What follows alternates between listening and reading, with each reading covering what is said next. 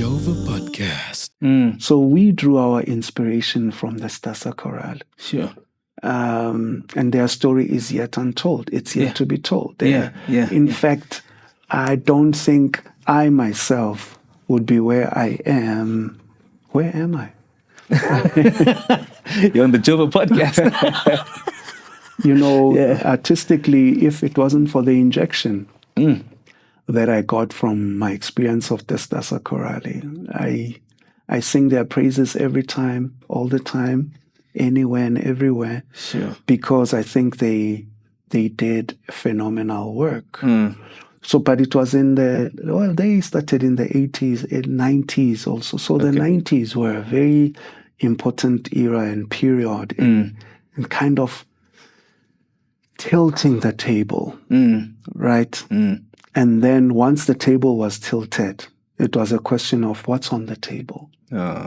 So I could say I feel that they tilted the table so that I, through No Limits, had space to say, now, here's what's on the table. Okay. But the tilt of the table came from them, at least in my creative spectrum. Sure. That's so crazy. So many people that I've spoken to make reference to Stasa Chorale. I mean, also myself, I was very young, obviously at the time, but I was telling Vusi this as well. My cousin used to sing for the chorale as well. So I was very exposed to the music. Every time there'd be a concert or whatever, I'd always invite my dad and we'd go and watch and everything. So there was a lot, especially with the more kind of Afrocentric, robust approach to what we're doing, because obviously before that era, everything was very Eurocentric in some way, and kind of, especially in our church space. But with the Stasa Chorale, there came a different vibe, and what you're saying, that robustness or bravery in some way to just come out and do something different that people didn't realize that they needed, I think, at the time, because of the way it just connected and the impact that it's had with so many musicians from our space, and most who have gone on to do so much. And I was even saying this when we were talking, Vusi, that it's so crazy how like the school of Stasa, when I was also speaking about the projects, them touring overseas and all of that stuff, how that kind of also injected that into the generations to follow, that kind of followed in those footsteps. And funny enough, in each generation kind of being involved in such kind of projects that they kind of represented at that time in the 90s. So then you're speaking about, the table kind of tilting over, and No Limits comes into the scene, which, if I am correct, started in 95, ne? 30 years. We were babies. It's 30 years, ne? Yeah, 30 years this year. Yeah. That's crazy. So how does that start? How do you guys get together as a group, and what's the story behind that? Yeah, so the male voice I referred to earlier on, the New Young Voices. Yes, New Young Voices. Yeah, had a number of young guys in it. Yeah. That's where I met Tembela for the first time. Tembela. Yes. He was part of that even before I joined. So when I joined, then I became part of the group and I was in the mix.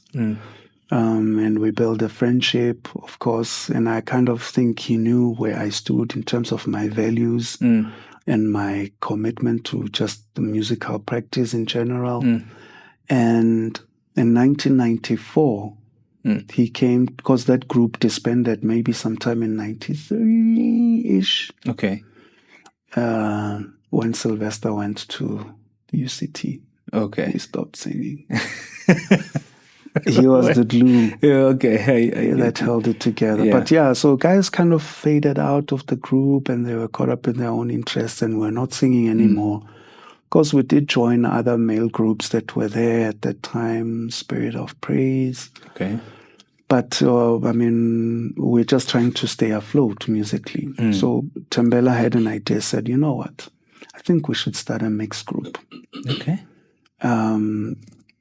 And he was like, I know so-and-so who sings this part. I know. So it was based on knowing who will sing which part should Okay. we come together. All right. And yeah, he single-handedly picked everyone.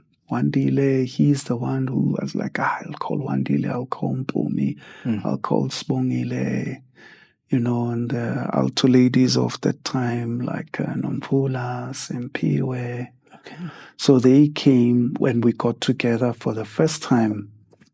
Well, although the formulation was already there in 94. Yeah. But our first meeting was in 1995. And Okay. Emmanuel also started in 94. Okay. Yeah. Yes, it's 94. Yeah. And the nice story about Emmanuel is that they didn't start, I can't remember, I was telling Tina this, but they didn't start like, how a group starts and then it... Yeah. No, they started on... It doesn't... Yeah. And Gap was the person behind it. Okay. So when they came out, they were bang. Yeah. That's when they were performing even songs like Shwelema. Yeah. Like that was one of their very first pieces because it wasn't an Emmanuel song. Okay. Initially, it was just a Gap's arrangement. All right. But then when Emmanuel formed, then he just migrated the song. So already, they had amazing repertoire that they could perform and that they could take to audiences already. So it was like some kind of preset for some type of success. Good music. And he put together people that he knew were going to fly with the singing. So he was very particular about who's going to be part of which group. And, imagine as an arranger, it was like, I want this voice, I want that voice, I want that voice, So, so they created that, but it was 94. Yeah. And then as they rapped, so we were thinking no limits. But in 95, our first meeting was probably on the 15th of March, actually. Okay. Yeah. We got together, everyone was there at Orlando West. Okay. Orlando West's primary school. God bless the primary school. Hey. It was home for pretty much all the artists I've mentioned. Okay. For rehearsals because they had classrooms. Yes. It was, in fact, maybe this is part of the story that needs to be rethought or retold. About the centrality of the Orlando West Primary School and its contribution to the music that has been experienced. Because the Stasa Choir, which is famous for having toured the U.S. many times, they popularized a lot of South African repertoire amongst Adventist circles and beyond in the U.S. They did phenomenal work. The Stasa Choir. Okay. So they rehearsed at Orlando West, the Stasa Chorale. They are a world sensation themselves. Yeah. They rehearsed at Orlando West Primary School. Wow. Emmanuel started there. Mm-hmm. Their very first rehearsal. That's where they rehearsed for many years early on. No Limits started there. And tell you a funny story. So when we started out as No Limits, so we were underdogs. So you must remember, already there are established groups. Right? So, and then we are coming, who knows me? Who knows? Like, we are pretty much like... New kids on the block. New kids on the block. So we came onto the scene and we were also not trying to be anything spectacular, but we were just trying to be ourselves. Well, at least I was very intentional about formulating that culture in the group, even musically. That's how it showed up musically as well. So, we would get to the primary school trying to get a classroom, and we struggled to get a classroom to rehearse. But the other guys had classes, they could get into the classrooms and they had their rehearsals. And we found a storeroom that could not be closed. It didn't even have a proper door. That's where they kept old desks and so forth. Okay. But it was sheltered. That became our rehearsal space. Wow. So we rehearsed in a storeroom and we created what we were creating, what has become. Sure. From that space as the underdogs that we were. So that was in 1995. And definitely Tembela Mvelase is the one who had the idea to form the group. Wow. So yeah, he brought us together. We had some phenomenal people. And I mean, one of the big issues we had so we got together when the group started. We sat together and we're looking at each other. So yeah, we are a group. Yeah. So already right there, I felt like I had to step up and kind of provide some kind of leadership, you know.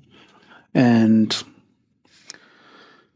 that became also musical leadership and so forth, you know. So it was tough because in 1996, I was ready to resign and leave the group, No Limits. So just a year later. Yeah, a year later. Wow. Because what happened is that from the 15th of March, it sat on my shoulders. I didn't ask for it. Right? But it was just tasks that needed to be carried. The group had to function. Yeah. You know? Yeah. And in 1996, I got to a point where I was like, this group is relying a lot on me. And I wasn't trying to be relied on that much. Okay. So it was very clear that it was demanding all of me. And I didn't think that I wanted to be involved in that way. And some of the members of the group convinced me to stay, said, God wants you to be in this thing. You know how people will kind of convince you to do things. You've been chosen. Yeah. But it was a very heavy burden to kind of lead a group that not only was just an underdog. We were not trying to be a popular group. We're not trying to be anything, but we're trying to build a solid group. Right? So in order to do that, there's so much that you have to do. You work with people. You realize you have to work with paradigms, how people think about music, how people think about thinking. You know, so dealing with all that. And I remember there are things that Wandile sings today that he didn't want to sing those days. He said, no, why are you making me sing that song? I don't understand, right? Yeah. There was resistance, but we were forming this thing, we were building it. And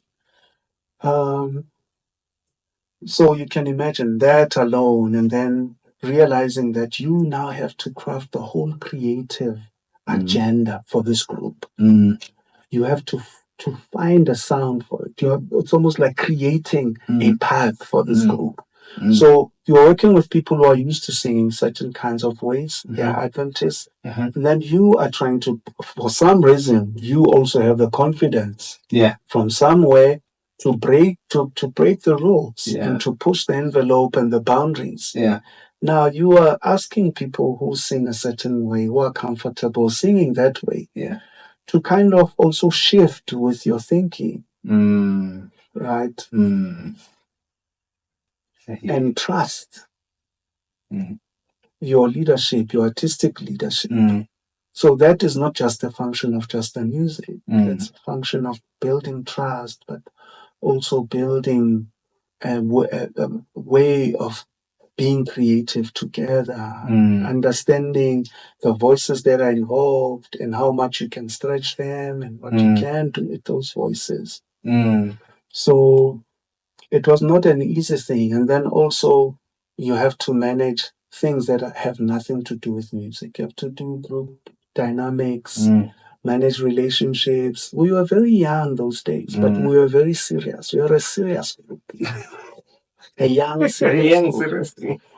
So, you know, the people had their own little tantrums, and some people would like decide, no, I'm not coming to rehearsals. I'm leaving this group. And then you're like, oh, but we need this person now. How are we going to do this? Then you try to continue without them. Then they get excited and they heal from their little drama. And then they come back. And then now you continue. It's joyful days. And then something happens and someone else can't come. But we were trying to build a solid group, like I said. So I think our efforts began to show and take form in the years that followed. I mean, we started rehearsing, and we rehearsed for months before we could even perform. Okay. We were just rehearsing, just working on the music. Do you remember when your first performance was?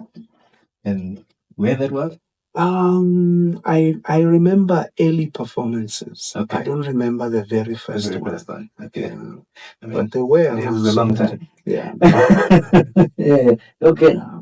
But it was in 95 though. It was later towards in the second half of the year. So we started in March. Then we had good repertoire already because we were rehearsing pretty much from March every week. Okay. And we had repertoire, we had solid things happening that could carry performances.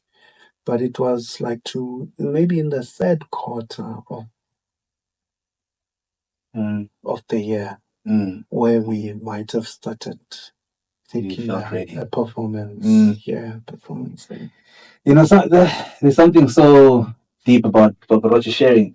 And I think it's something that also maybe needs to be focused on a bit, especially when it comes to groups and dealing with groups. I think understanding the group dynamic and, you know, how to navigate some of those things and what to look out for in putting together a system that a group can run on in some way, I think, is something that I feel it lacks quite a bit. Why I say so is, you know, of late, I just feel like there's just been too many groups that are just being disbanded, you know. Yeah. And I think, obviously, life is changing, life is dynamic, you know, people can move even mentally, spiritually into different directions. But I do feel like there is something that is there to be learned from the groups that have been around for as long as yourself and No Limits and Emmanuel, to be able to keep that going for already reaching the 10-year mark is something very incredible. Very few groups get to that milestone, let alone going to 20 or 30 years. But just figuring out what, you know, what it means rather to, or the understanding around being part of a group, what role each person needs to play, you know, maybe also leadership, you know, something that we focus on, or because I think there are certain things that lack in those spaces, maybe in this day. But I've been particularly very saddened by this trend of groups getting disbanded and stuff like that. And I've always mostly now been questioning whether it's a situation of the sustainability of it more than it is just an organizational aspect of it, or is it a bit of both? I don't know what would your thoughts be around this current state of heaviness, I would say, because it always feels now when I speak to a lot of guys that try to do groups, it almost feels like it's much heavier or harder to keep a group of people together than maybe it was back in the day. I don't know. Yeah, if you were in my class, and like I always do with my students, I would get the answer out of you. I think you have it. What is it? Yeah, it's right there. I mean, essentially, this is old. So you need to think of it in this way. What is it that we're trying to do when we form groups? It means we are forming teams. It's teamwork. we're creating teamwork. Group work is teamwork. So teams anywhere have a dynamic. They have to operate, they have to be functional, but sometimes teams are dysfunctional, which means then groups can be dysfunctional and disband, right? So it's not a unique thing that is happening recently to musicians. It's just really a dynamic of teamwork. You will find it anywhere at any given time when teams assemble to try to do work. Some teams will not make it, right? But also in the question you ask, you say, how do those teams that make it make it? For the longest time, I feel that we seemed to be making it as the No Limits team. When we were quite dysfunctional internally, we were disagreeing a lot. Especially later in the years, you know, we were just not seeing eye to eye about how to solve problems. Because you know, as a group, you will exist, you will navigate spaces. You get to a certain point, you have to make decisions, right? And some groups are such that one person can decide, and everyone else is like, okay, the decision has been made. And although I have been the leader of No Limits, I have never wanted to be named as such, even as we interacted within the group. Because my idea was to create, you have to lead because a leader has to occupy some kind of space. It can't be a vacuum where you say, we are all leading. Because at certain times we'll try to do that and nobody will do anything. So someone will always feel responsible and accountable, right? And then they assume leadership in certain ways. So I decided in the group that even though I had assumed that role, I didn't want people to feel that they didn't have voices. And it was an approach. I think it has got its pros and cons. Okay, I've learned from it. But at the time, there was no other option but to try and yes, provide leadership, but then bring things back to the group and say, guys, you are the vehicle, you are the machine that gets things going. So there are these decisions that have to be made, and this is what I'm recommending as the next direction. But I want us to talk about it, right? So what happens, for instance, in that kind of model is that people are at different levels of maturity.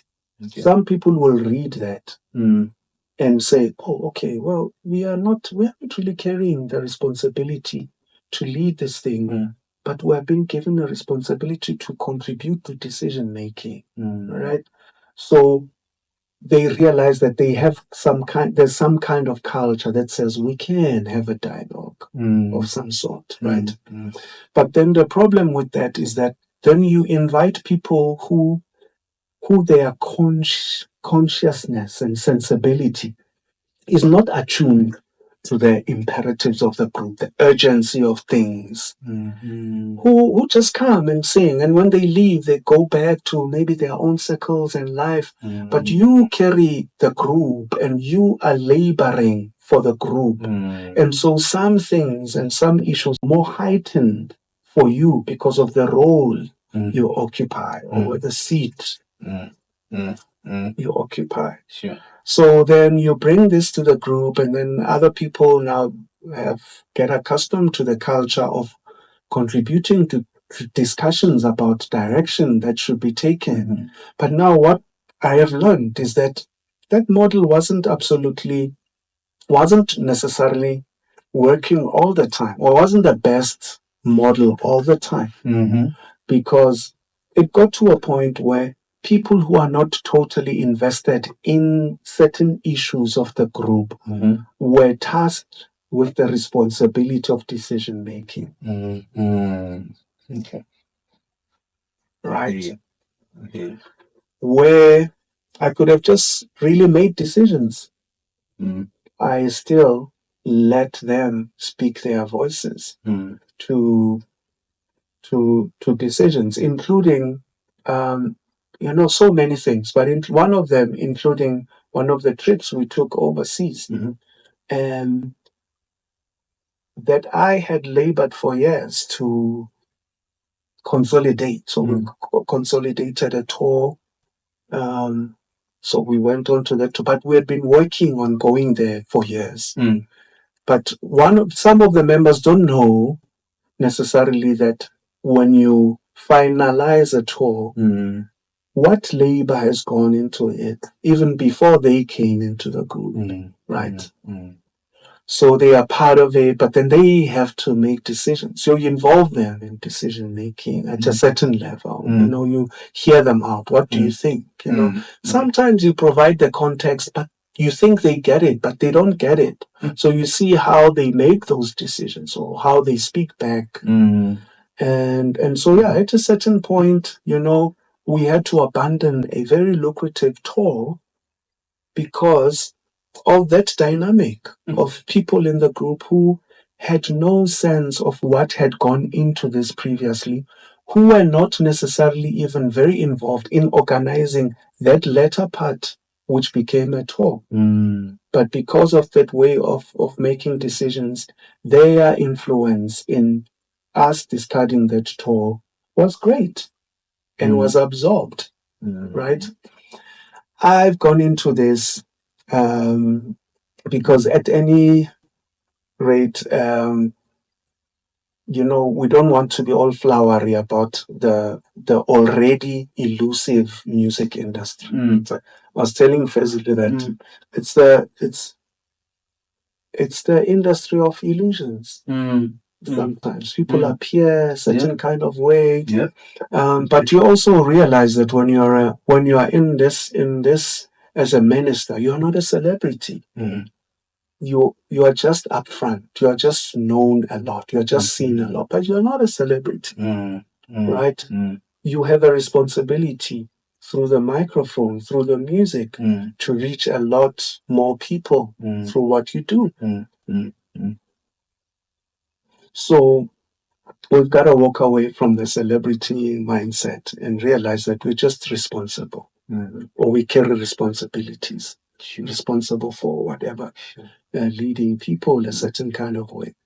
At any rate, let me come back to the issue of group dynamics. So I'm trying to say to you, so regardless of how well you want a group to function, sometimes it will not function. And sometimes the best thing to do is to let it go and let it disband.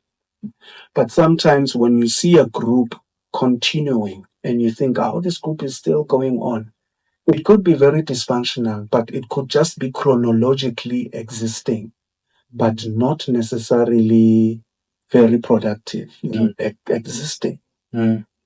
Right? So some groups, they look at their own dynamics and they're like, no, they're not going to chronologically exist because of unproductive dynamics, or, and they cut it short. But some groups exist, we still continue to perform, even when there are dysfunctionalities. And then someone else can say, well, that's the nature of relationships and teams. So maybe it's not just a mere existence, it's existing under difficult circumstances. So that's another way of thinking about it and seeing it, right? That's so true. And I always think about it as, I always describe like the kind of dynamic, when we speak about the dynamic that we have, like with Just Six, where when we say we are brothers, it kind of has to manifest itself in that way. And like in any family, just because you and I may be blood related doesn't mean we'll agree on everything all the time. It doesn't mean that everything will be rosy or perfect all the time. In fact, most of the time in family relations, that's where you get the most conflict. But there is something that kind of still brings you back to, or draws you back to the center, and that center is that, okay, we are bound by blood, and in this case, the blood then is this passion and love for what we do together, whatever the case is, and just trying to weather the storm of when it is rocky and all that stuff, and kind of maximize on when it's smooth sailing in some way. So maybe I went on and on talking about an aspect or a style of leadership and decision making, right? But I haven't even spoken much about necessarily broader group dynamics. And the reality is that for many years, what kept us going as a group was that regardless of the disparities in vision or in terms of understanding what should be done, we always centered making the mission greater than any one of us. That's powerful. Yeah, that's powerful. So we were centered by the mission, But I mean, I should say this, even though maybe I'm all over the place. I'm saying too many things. But I must say also that, when you are a group, what I didn't understand and what I think some of the guys who were in the group previously left without understanding, and I don't know whether they've taken time to think things through, is to realize that, when I attended, it's like some courses when I was still in school, one of the lecturers said something that is profound, that has stayed with me through and through. He said, when processes are wrong, people will always think that it's them who are wrong. So when people keep pointing fingers at each other, no, you didn't do this, or but this is, you always do this, or, when there's squabbles and tensions, people always blame themselves and they think he's a horrible human being. But often, if you trace the problems, you realize also that the system, how things operate, needs to be rethought because that could be adding or contributing to the conflicts and how things don't work, right? I'm saying this to also say that when people are in a group and they have these problems, they must pause for a moment and say, is it us or is it just how we do things that is a problem? Okay. That's one thing. And the other thing is that, we also are trying to have our groups exist in an environment that can be controlled by the group necessarily, right? So we have to make decisions as a group, but we are going to be affected even as a group about things we can't decide on. And I think one of the challenges we had as a group, coming back to this point I was making, is that we were confronted with a very difficult industry. Music industry is not easy. Yeah. Which industry is easy? Anyway, but it's got its own unique types of challenges and difficulties, right? And we had to make decisions as a group. Right now, if you decide to be a professional musician, it's easy for you to navigate and make decisions because if you decide, I'm taking this gig, it's on a day that I wouldn't have normally taken gigs, but I'm taking it. It's a committee of one. Yeah. Right? Yeah. You make a decision. Yeah. But when you're a group, you've got to negotiate it with each other. And if you are not agreeable, even the best direction you think should be taken, you can't take it alone for the group. Right? That's true. So we had to exist also as a group in an environment that required us to make decisions or that required us to navigate challenges. We were involved in a difficult industry. Things were difficult then because we were trying to work outside of church and we were working somewhat in the church space, right? And although there had been many artists and groups and musicians before us, we were also breaking some ground in ways that had not necessarily been broken before, including the fact that at a certain point, we were known as a group, Le Groupe Chachai. Yeah. Right? Yeah. And I mean, how much would you have paid No Limits that would make a difference significantly in the work that they do?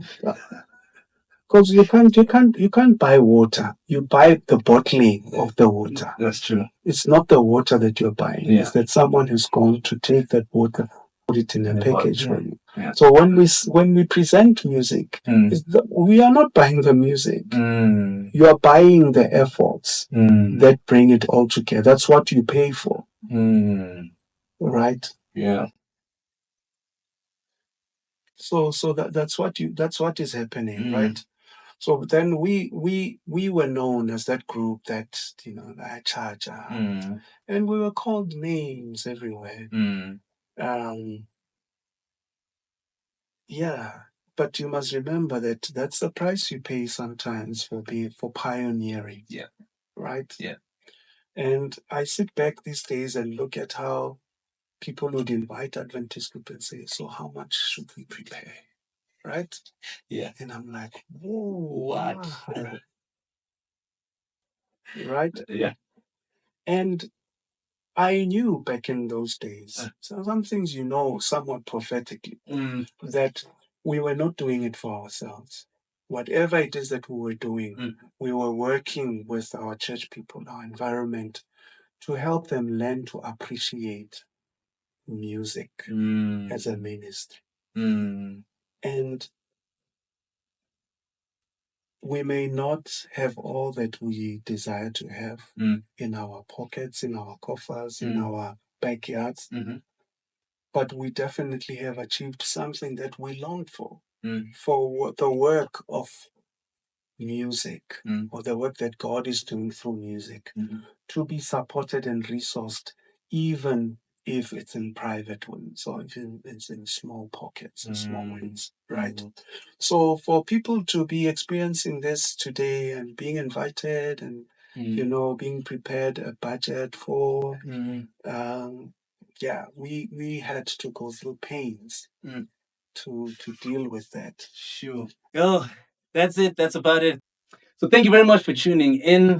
This has been absolutely amazing. I'm Nkosie Hostas. I've been chilling with Dr. I've been chilling with Dr. Kgomotso Moshugi, my brothers Brian and Fez behind the camera. Thank you very much, gentlemen, and thank you for tuning in. Thank you for Case in Point Studios for providing the space. Please make sure you check them out, book the space. It's an amazing space. And yeah, catch you on the flip side. Happy 2025. JOVA. The JOVA Podcast.